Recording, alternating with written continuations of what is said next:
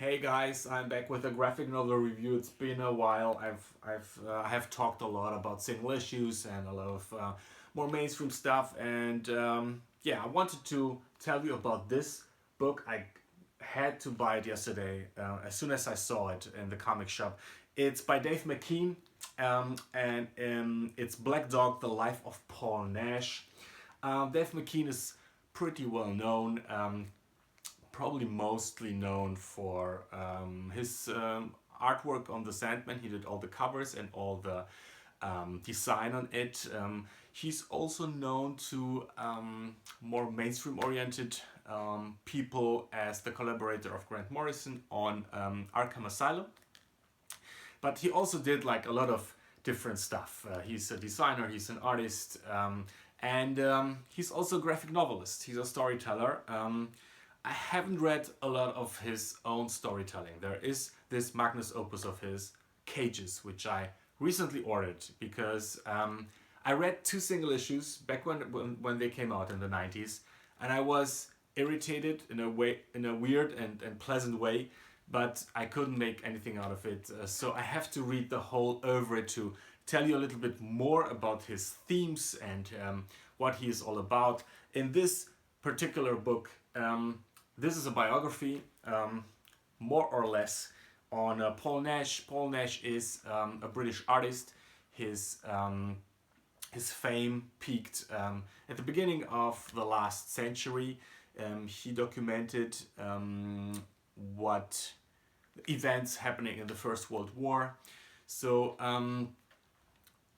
it's about his life, his private life, how he came to be an artist, and the confrontations he had with depicting something so cruel as the First World War, especially for this guy who was more of a romantic, reactionary person in a way. He was very influenced by the Pre-Raphaelites and people like Rossetti.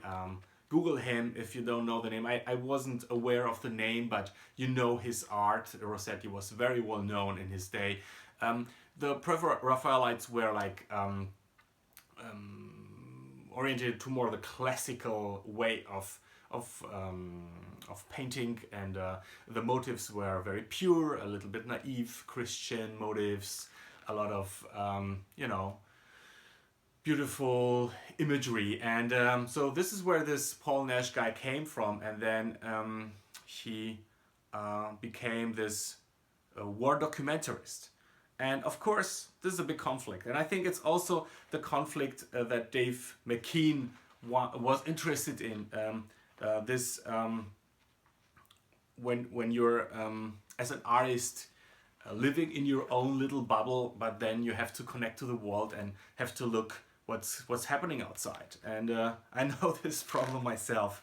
And, the thing is, McKean is a graphic storyteller, yes, but he also has a strong roots in the art world. So he doesn't care too much about telling a story in a conventional way or just doing a proper comic.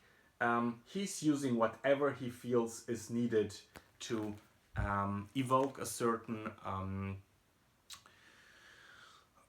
mood, or to illustrate a certain theme.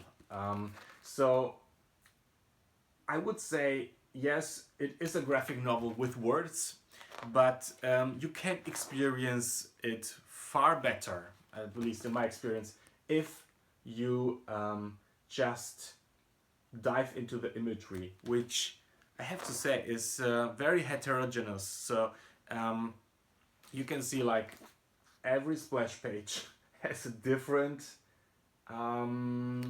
artistic language to it. But this is not a bad thing at all.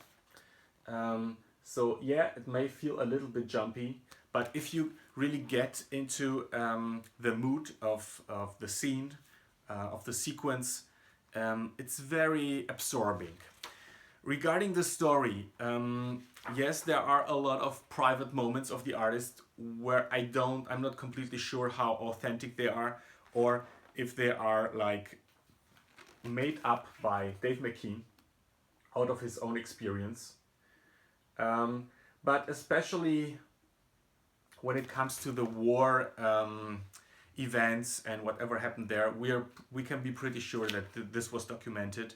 So he was wounded, the artist, and this is a book about this struggle of his, you know, moving from this inner world to the outer world, moving from the beauty and the romanticism of a young man's life into a more adult and mature acceptance of conflicts and of cruelty that are out there. And I have to say, I was very impressed by it. I'm not sure it reads as well as it feels, if you catch my drift. It's like, look at this. This could be like Picasso almost. This is so impressive. The artwork is so strong. I have to show you a little bit more of it because I opened it and I was like, I almost stumbled and fell into the imagery. It was so, it was drawing me in. So I have a much more deeper impression about the time when it happened and about the war and about certain conflicts that an artist is involved in. But I'm not completely sure that I learned a lot about Paul Nash. This is no critique at all. It's just how I experienced the book. And I really want you to urge to check it out.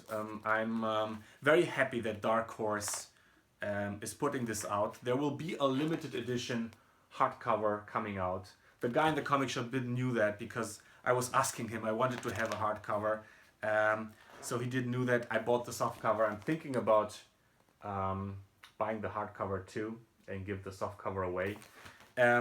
It's so beautiful and it's a really nice format. It's really big and you can just swim into this fantastic imagery and get lost there.